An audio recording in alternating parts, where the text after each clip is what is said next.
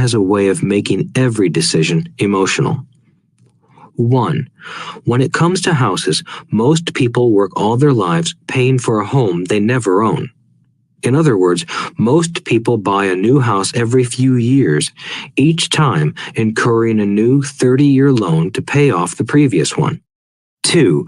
Even though people receive a tax deduction for interest on mortgage payments, they pay for all their other expenses with after-tax dollars, even after they pay off their mortgage. 3. My wife's parents were shocked when the property taxes on their home increased to $1,000 a month. This was after they had retired, so the increase put a strain on their retirement budget and they felt forced to move. 4. Houses do not always go up in value. I have friends who owe $1 million for a home that today would sell for far less. 5. The greatest losses of all are those from missed opportunities. If all your money is tied up in your house, you may be forced to work harder because your money continues blowing out of the expense column instead of adding to the asset column, the classic middle-class cash flow pattern. If a young couple would put more money into their asset column early on, their later years would be easier. Their assets would have grown and would be available to help cover expenses. All too often, a house only serves as a vehicle for incurring a home equity loan to pay for mounting expenses. In summary, the end result in making a decision to own a house that is too expensive in lieu of starting an investment portfolio impacts an individual in at least the following 3 ways. 1. Loss of time during which other assets could have grown in value. 2. Loss of additional capital, which could have been invested instead of paying for high-maintenance expenses related directly to the home. 3. Loss of education. Too often, people count their house and savings and retirement plans as all they have in their asset column. Because they have no money to invest, they simply don't invest. This costs them investment experience. Most never become what the investment world calls a sophisticated investor.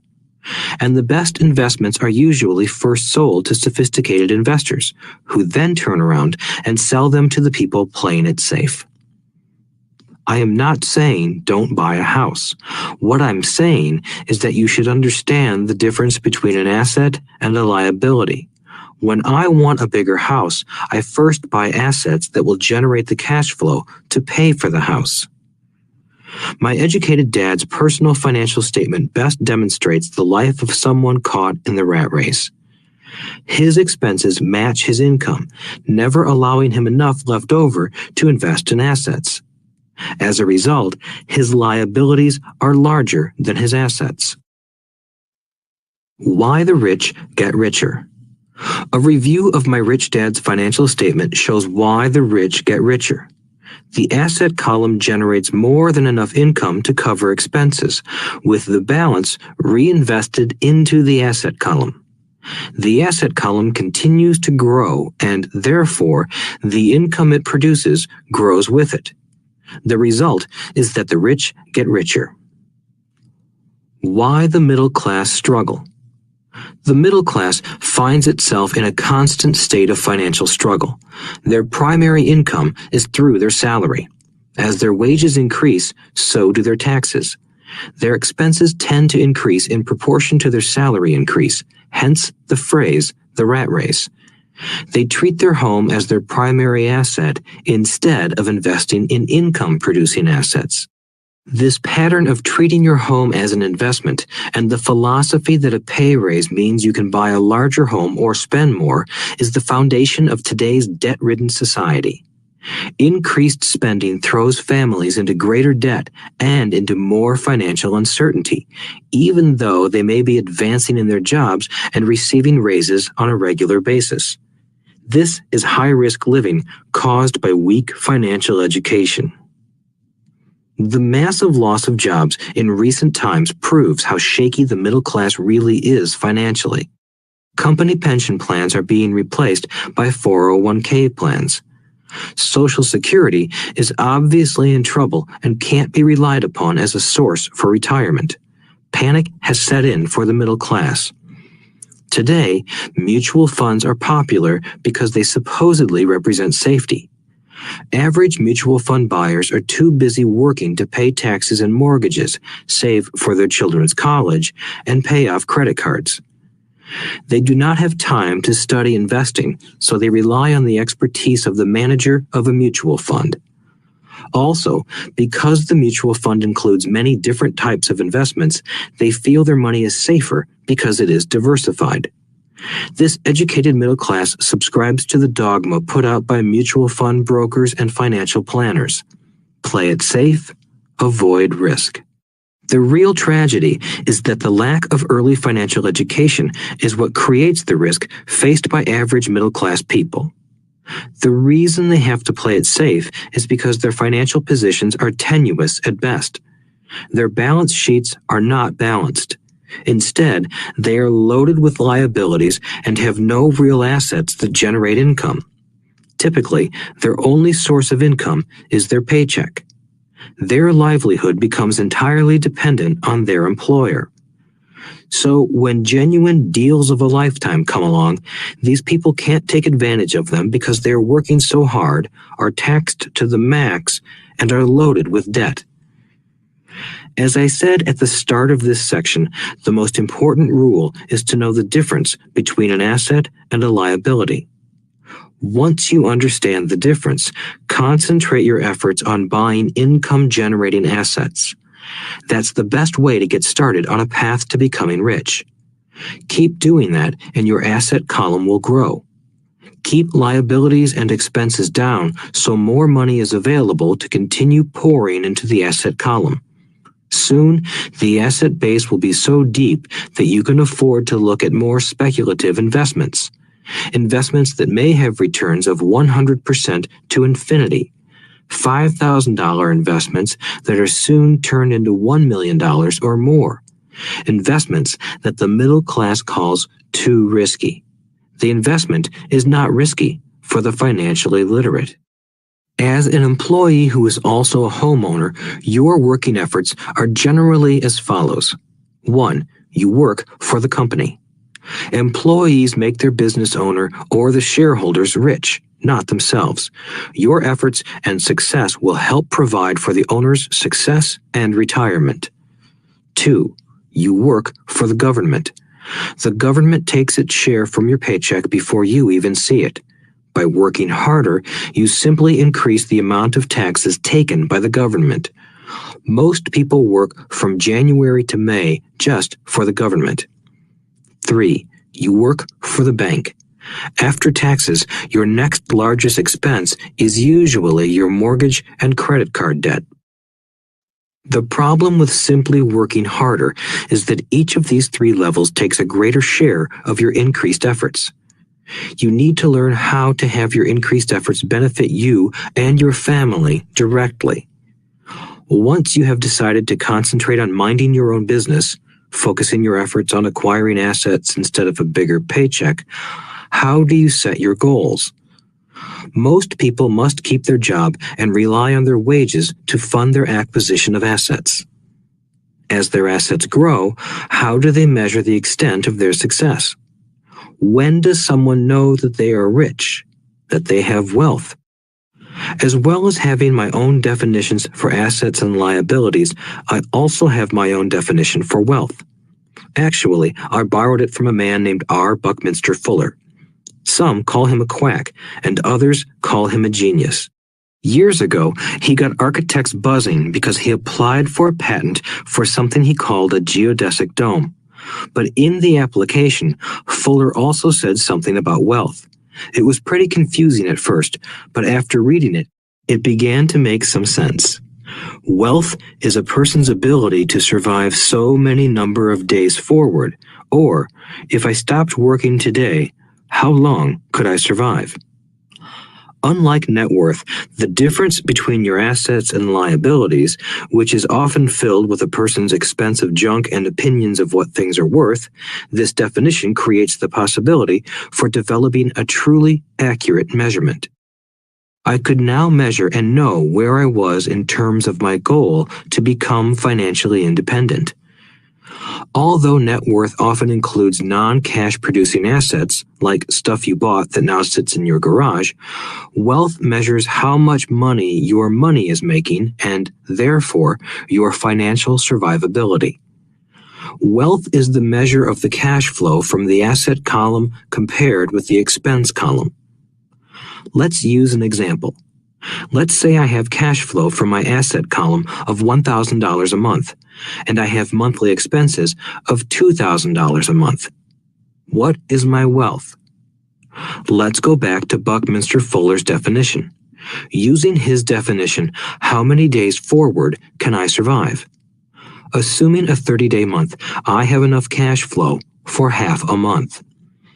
When I achieve $2,000 a month cash flow from my assets, then I will be wealthy. So while I'm not yet rich, I am wealthy. I now have income generated from assets each month that fully cover my monthly expenses. If I want to increase my expenses, I first must increase my cash flow to maintain this level of wealth. Also note that it is at this point that I'm no longer dependent on my wages. I have focused on and been successful in building an asset column that has made me financially independent. If I quit my job today, I would be able to cover my monthly expenses with the cash flow from my assets. My next goal would be to have the excess cash flow from my assets reinvested into the asset column. The more money that goes into my asset column, the more my asset column grows. The more my assets grow, the more my cash flow grows. And as long as I keep my expenses less than the cash flow from these assets, I grow richer with more and more income from sources other than my physical labor. As this reinvestment process continues, I am well on my way to becoming rich. Just remember this simple observation. The rich buy assets. The poor only have expenses. The middle class buy liabilities they think are assets. So how do I start minding my own business? What is the answer? Listen to the founder of McDonald's in the next chapter. Chapter 3. Lesson 3. Mind your own business. The rich focus on their asset columns while everyone else focuses on their income statements. In 1974, Ray Kroc, the founder of McDonald's, was asked to speak to the MBA class at the University of Texas at Austin. A friend of mine was a student in that MBA class. After a powerful and inspiring talk, the class adjourned and the students asked Ray if he would join them at their favorite hangout to have a few beers. Ray graciously accepted. "What business am I in?" Ray asked once the group had all their beers in hand. Everyone laughed, my friend said. Most of the MBA students thought Ray was just fooling around. No one answered, so Ray asked again. "What business do you think I'm in?" The students laughed again, and finally one brave soul yelled out, "Ray, who in the world doesn't know that you're in the hamburger business?" Ray chuckled. "That's what I thought you would say." He paused and then quickly added, "Ladies and gentlemen, I'm not in the hamburger business. My business is real estate." As my friend tells the story, Ray spent a good amount of time explaining his viewpoint. In his business plan, Ray knew that the primary business focus was to sell hamburger franchises, but what he never lost sight of was the location of each franchise. He knew that the land and its location were the most significant factors in the success of each franchise. Basically, the person who bought the franchise was also buying the real estate under the franchise for Ray Kroc's organization.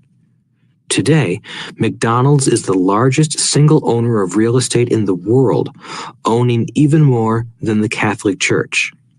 McDonald's owns some of the most valuable intersections and street corners in America and around the globe.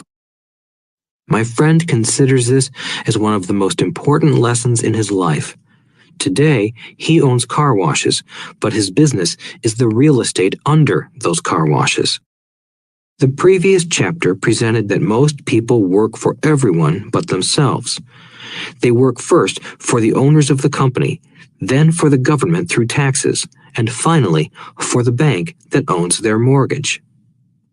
When I was a young boy, we did not have a McDonald's nearby. Yet my rich dad was responsible for teaching Mike and me the same lesson that Ray Kroc talked about at the University of Texas. It is secret number 3 of the rich. The secret is mind your own business.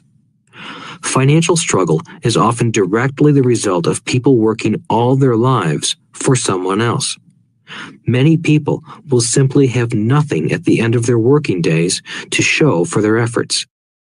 Our current educational system focuses on preparing today's youth to get good jobs by developing scholastic skills.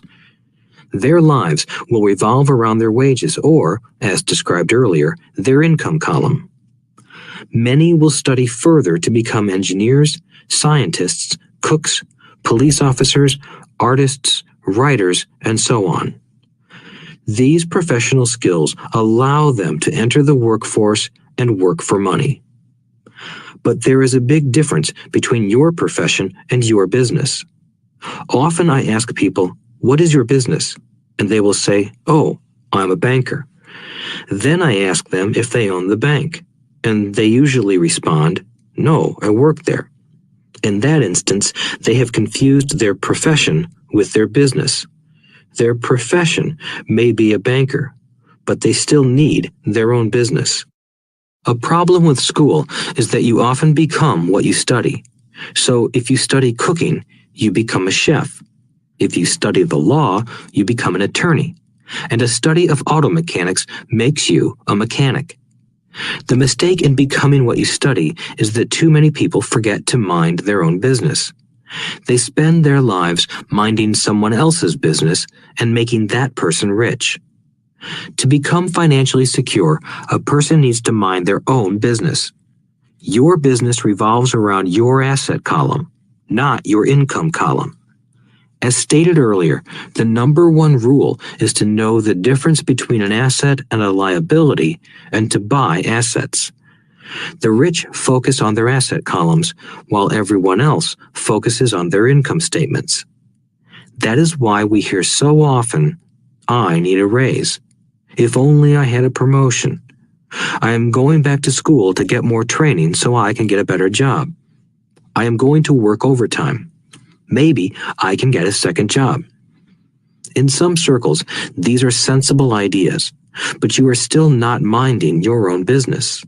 These ideas all still focus on the income column and will only help a person become more financially secure if the additional money is used to purchase income-generating assets.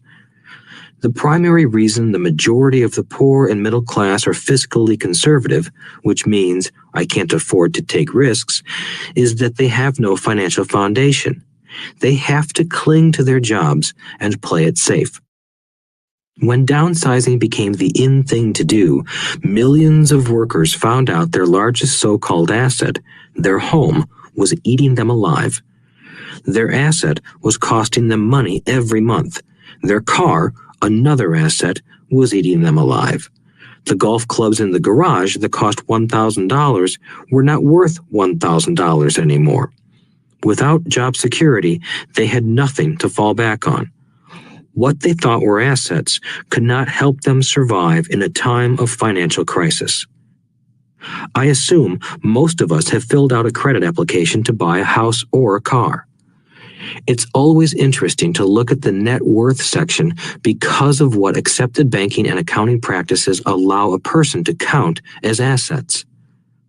One day when I wanted a loan, my financial position did not look too good. So I added my new golf clubs, my art collection, books, electronics, Armani suits, wristwatches, shoes, and other personal effects to boost the number in the asset column. But I was turned down because I had too much investment real estate. The loan committee didn't like that I made so much money from rent.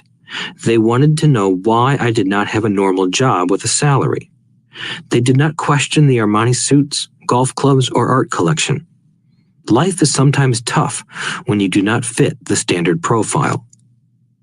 I cringe every time I hear someone say to me that their net worth is $1 million or $100,000 or whatever. One of the main reasons net worth is not accurate is simply because the moment you begin selling your assets, you are taxed for any gains.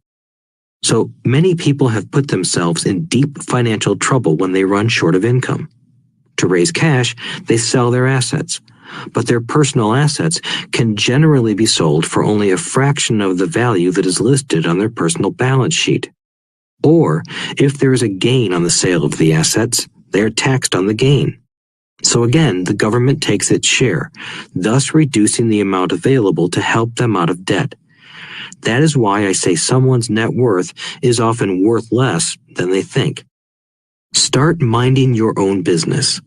Keep your daytime job, but start buying real assets, not liabilities or personal effects that have no real value once you get them home. A new car loses nearly 25% of the price you pay for it the moment you drive it off the lot. It is not a true asset even if your banker lets you list it as one. My $400 new titanium driver was worth $150 the moment I teed off. Keep expenses low, reduce liabilities, and diligently build a base of solid assets. For young people who have not yet left home, it is important for parents to teach them the difference between an asset and a liability. Get them to start building a solid asset column before they leave home, get married, buy a house, have kids, and get stuck in a risky financial position, clinging to a job and buying everything on credit. I see so many young couples who get married and trap themselves into a lifestyle that will not let them get out of debt for most of their working years. For many people, just as the last child leaves home, the parents realize they have not adequately prepared for retirement and they begin to scramble to put some money away. Then their own parents become ill and they find themselves with new responsibilities. So what kind of assets am I suggesting that you or your children acquire? In my world, real assets fall into the following categories. Businesses that do not require my presence. I own them, but they are managed or run by other people. If I have to work there, it's not a business. It becomes my job. Stocks, bonds, income-generating real estate, notes, IOUs, royalties from intellectual property such as music, scripts, and patents. Anything else that has value, produces income, or appreciates, and has a ready market.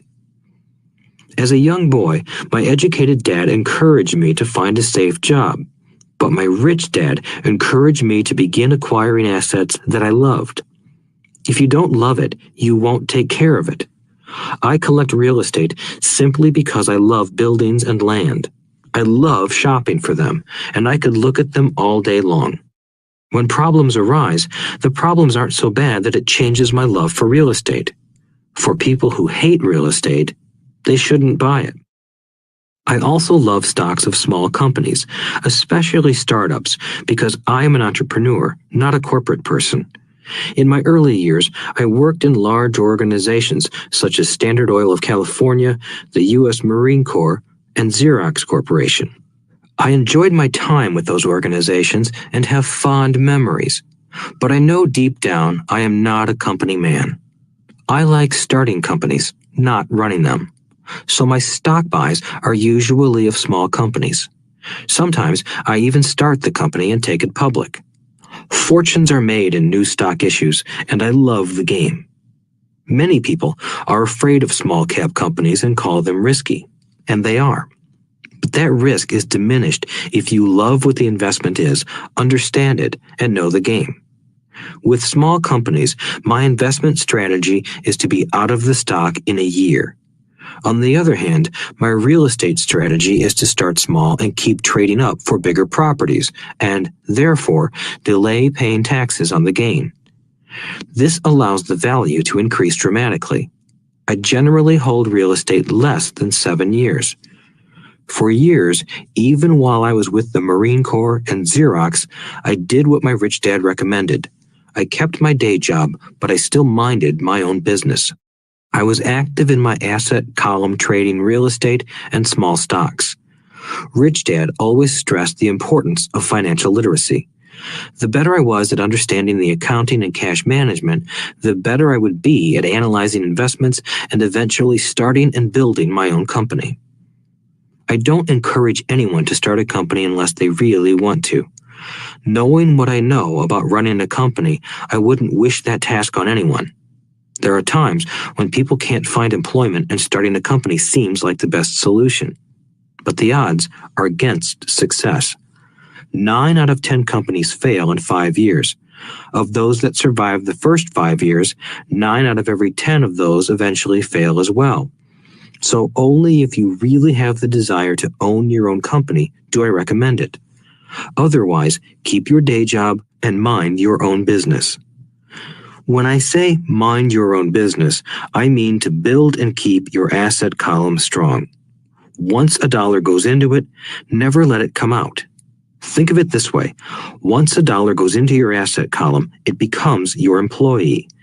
The best thing about money is that it works 24 hours a day and can work for generations. Keep your day job, be a great hardworking employee, but keep building that asset column. As your cash flow grows, you can indulge in some luxuries. An important distinction is that rich people buy luxuries last, while the poor and middle class tend to buy luxuries first. The poor and the middle class often buy luxury items like big houses, diamonds, furs, jewelry, or boats because they want to look rich. They look rich, but in reality they just get deeper in debt on credit. The old money people, the long-term rich, build their asset column first. Then the income generated from the asset column buys their luxuries. The poor and middle class buy luxuries with their own sweat, blood, and children's inheritance. A true luxury is a reward for investing in and developing a real asset. For example, when my wife Kim and I had extra money coming from our apartment houses, she went out and bought her Mercedes. It didn't take any extra work or risk on her part because the apartment house bought the car. She did, however, have to wait 4 years while the real estate investment portfolio grew and began generating enough extra cash flow to pay for the car. But the luxury, the Mercedes, was a true reward because she proved she knew how to grow her asset column. That car now means a lot more to her than simply another pretty car. It means she used her financial intelligence to afford it. Instead, most people impulsively go out and buy a new car or some other luxury on credit. They may feel bored and just want a new toy. Buying a luxury on credit often causes a person to eventually resent that luxury because the debt becomes a financial burden. After you've taken the time and invested in and built your own business, you are now ready to learn the biggest secret of the rich, the secret that puts the rich way ahead of the pack. Chapter 4. Lesson 4. The History of Taxes and the Power of Corporations. My rich dad just played the game smart, and he did it through corporations, the biggest secret of the rich. I remember in school being told the story of Robin Hood and his merry men. My teacher thought it was a wonderful story of a romantic hero who robbed from the rich and gave to the poor. My rich dad did not see Robin Hood as a hero. He called Robin Hood a crook. Robin Hood may be long gone, but his followers live on. I often still hear people say, "Why don't the rich pay for it?" Or, "The rich should pay more in taxes and give it to the poor." It is this Robin Hood fantasy, or taking from the rich to give to the poor, that has caused the most pain for the poor and the middle class. The reason the middle class is so heavily taxed is because of the Robin Hood ideal. The reality is that the rich are not taxed. It's the middle class who pays for the poor, especially the educated, upper-income middle class. Again, to understand fully how things happen, we need to look at the history of taxes. Although my highly educated dad was an expert on the history of education, my rich dad fashioned himself an expert on the history of taxes. Rich Dad explained to Mike and me that originally in England and America, there were no taxes. Occasionally, there were temporary taxes levied in order to pay for wars. The king or the president would put the word out and ask everyone to chip in. Taxes were levied in Britain for the fight against Napoleon from 1799 to 1816, and in America to pay for the Civil War from 1861 to 1865. In 1874, England made income tax a permanent levy on its citizens. In 1913, an income tax became permanent in the United States with the adoption of the 16th Amendment to the U.S. Constitution. At one time, Americans were anti-tax.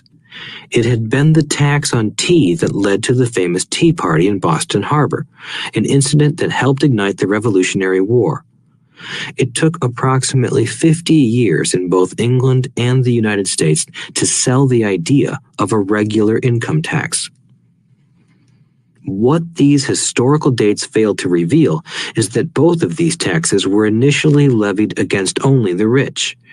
It was this point that Rich Dad wanted Mike and me to understand.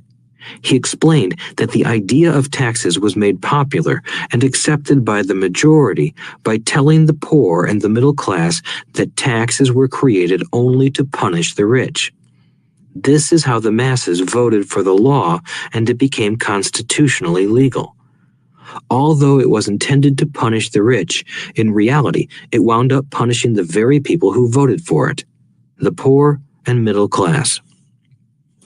Once government got a taste of money, its appetite grew, said Rich Dad. Your dad and I are exactly opposite. He's a government bureaucrat, and I am a capitalist. We get paid, and our success is measured on opposite behaviors. He gets paid to spend money and hire people. The more he spends and the more people he hires, the larger his organization becomes. In the government, a large organization is a respected organization. On the other hand, within my organization, the fewer people I hire and the less money I spend, the more I am respected by my investors. That's why I don't like government people. They have different objectives than most business people. As the government grows, more and more tax dollars are needed to support it. My educated dad sincerely believed that government should help people. He loved John F. Kennedy and especially the idea of the Peace Corps. He loved the idea so much that both he and my mom worked for the Peace Corps, training volunteers to go to Malaysia, Thailand, and the Philippines. He always strived for additional grants and budget increases so he could hire more people, both in his job with the Education Department and in the Peace Corps. From the time I was about 10 years old, I would hear from my rich dad that government workers were a pack of lazy thieves, and from my poor dad, I would hear how the rich were greedy crooks who should be made to pay more taxes. Both sides had valid points. It was difficult to go to work for one of the biggest capitalists in town and come home to a father who was a prominent government leader. It was not easy to know which dad to believe. Yet, when you study the history of taxes, an interesting perspective emerges. As I said, the passage of taxes was only possible because the masses believed in the Robin Hood theory of economics. Take from the rich and give to everyone else. The problem was that the government's appetite for money was so great that taxes soon needed to be levied on the middle class, and from there it kept trickling down. However, the rich saw an opportunity because they don't play by the same set of rules. The rich knew about corporations, which became popular in the days of sailing ships. The rich created the corporation as a vehicle to limit their risk to the assets of each voyage. The rich put their money into a corporation to finance the voyage. The corporation would then hire a crew to sail to the New World to look for treasure. If the ship was lost, the crew lost their lives, but the loss to the rich would be limited only to the money they invested for that particular voyage. It is the knowledge of the legal corporate structure that really gives the rich a vast advantage over the poor and middle class. Having two fathers teaching me, one a socialist and the other a capitalist, I quickly began to realize that the philosophy of the capitalist made more financial sense to me. It seemed to me that the socialists ultimately penalized themselves due to their lack of financial education. No matter what the take from the rich crowd came up with, the rich always found a way to outsmart them. That is how taxes were eventually levied on the middle class. The rich outsmarted the intellectuals solely because they understood the power of money, a subject not taught in schools. How did the rich outsmart the intellectuals? Once the take from the rich tax was passed, cash started flowing into government coffers. Initially, people were happy. Money was handed out to government workers and the rich. It went to government workers in the form of jobs and pensions, and it went to the rich via their factories receiving government contracts. The government received a large pool of money, but the problem was the fiscal management of that money. The government ideal is to avoid having excess money. If you fail to spend your allotted funds, you risk losing it in the next budget. You would certainly not be recognized for being efficient. Business people, on the other hand, are rewarded for having excess money and are applauded for their efficiency. As this cycle of growing government spending continued, the demand for money increased, and the tax the rich idea was adjusted to include lower income levels down to the very people who voted it in, the poor and the middle class. True capitalists used their financial knowledge to simply find an escape. They headed back to the protection of a corporation. But what many people who have never formed a corporation don't know is that a corporation is not really a thing. A corporation is merely a file folder with some legal documents in it, sitting in some attorney's office and registered with a state government agency. It's not a big building or a factory or a group of people. A corporation is merely a legal document that creates a legal body without a soul. Using it, the wealth of the rich was once again protected. It was popular because the income tax rate of a corporation is less than the individual income tax rates. In addition, certain expenses could be paid by a corporation with pre-tax dollars. This war between the haves and have-nots has raged for hundreds of years. The battle is waged whenever and wherever laws are made, and it will go on forever. The problem is that the people who lose are the uninformed, the ones who get up every day and diligently go to work and pay taxes. If they only understood the way the rich play the game, they could play it too. Then they would be on their way to their own financial independence. This is why I cringe every time I hear a parent advise their children to go to school so they can find a safe, secure job. An employee with a safe, secure job without financial aptitude has no escape. Average Americans today work 5 to 6 months for the government just to cover their taxes. In my opinion, that is simply too long. The harder you work, the more you pay the government. That is why I believe that the idea of take from the rich backfired on the very people who voted it in. Every time people try to punish the rich don't simply comply. They react. They have the money, power, and intent to change things. They don't just sit there and voluntarily pay more taxes.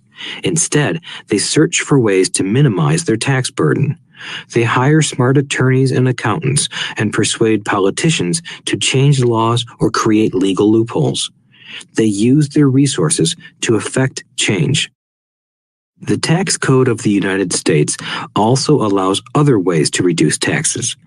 Most of these vehicles are available to anyone, but it is the rich who find them because they are minding their own business. For example, 1031 is jargon for Section 1031 of the Internal Revenue Code, which allows a seller to delay paying taxes on a piece of real estate that is sold for a capital gain through an exchange for a more expensive piece of real estate. Real estate is one investment vehicle that has a great tax advantage. As long as you keep trading up in value, you will not be taxed on the gains until you liquidate. People who don't take advantage of these legal tax savings are missing a great opportunity to build their asset columns. The poor and middle class don't have the same resources. They sit there and let the government's needles enter their arm and allow the blood donation to begin. Today, I am constantly shocked at the number of people who pay more taxes or take fewer deductions simply because they are afraid of the government. I have friends who have had their businesses shut down and destroyed, only to find out it was a mistake on the part of the government. I realize all that, but the price of working from January to May is a high price to pay for that intimidation. My poor dad never fought back. My rich dad didn't either. He just played the game smarter, and he did it through corporations, the biggest secret of the rich. You may remember the first lesson I learned from my rich dad. I was a little boy of 9 who had to sit and wait for him to choose to talk to me. I sat in his office waiting for him to get to me. He was ignoring me on purpose. He wanted me to recognize his power and to desire to have that power for myself one day. During all the years I studied and learned from him, he always reminded me that knowledge is power. And with money comes great power that requires the right knowledge to keep it and make it multiply. Without that knowledge, the world pushes you around. Rich Dad constantly reminded Mike and me that the biggest bully was not the boss or the supervisor, but the tax man. The tax man will always take more if you let him. The first lesson of having money work for you, as opposed to you working for money, is all about power. If you work for money, you give the power to your employer. If money works for you, you keep the power and control it. Once we had this knowledge of the power of money working for us, he wanted us to be financially smart and not let anyone or anything push us around. If you're ignorant, it's easy to be bullied. If you know what you're talking about, you have a fighting chance. That is why he paid so much for smart tax accountants and attorneys. It was less expensive to pay them than to pay the government. His best lesson to me was, be smart and you won't be pushed around as much. He knew the law because he was a law-abiding citizen and because it was expensive to not know the law. If you know you're right, you're not afraid of fighting back, even if you are taking on Robin Hood and his band of merry men. My highly educated dad always encouraged me to land a good job with a strong corporation. He spoke of the virtues of working your way up the corporate ladder. He didn't understand that by relying solely on a paycheck from a corporate employer, I would be a docile cow ready for milking. When I told my rich dad of my father's advice, he only chuckled. "Why not own the ladder?" was all he said. As a young boy, I did not understand what Rich Dad meant by owning my own corporation. It was an idea that seemed impossible and intimidating. Although I was excited by the idea, my inexperience wouldn't let me envision the possibility that grown-ups would someday work for a company I would own. The point is that, if not for my rich dad, I would have probably followed my educated dad's advice. It was merely the occasional reminder of my rich dad that kept the idea of owning my own corporation alive and kept me on a different path. By the time I was 15 or 16, I knew I wasn't going to continue down the path my educated dad recommended. I didn't know how I was going to do it, but I was determined not to head in the direction most of my classmates were heading. That decision changed my life. It was not until my mid-20s that my rich dad's advice began to make more sense to me. I was just out of the Marine Corps and working for Xerox. I was making a lot of money, but every time I looked at my paycheck, I was disappointed. The deductions were so large, and the more I worked, the greater they became. As I became more successful, my bosses talked about promotions and raises. It was flattering, but I could hear my rich dad asking in my ear, "Who are you working for? Who are you making rich?"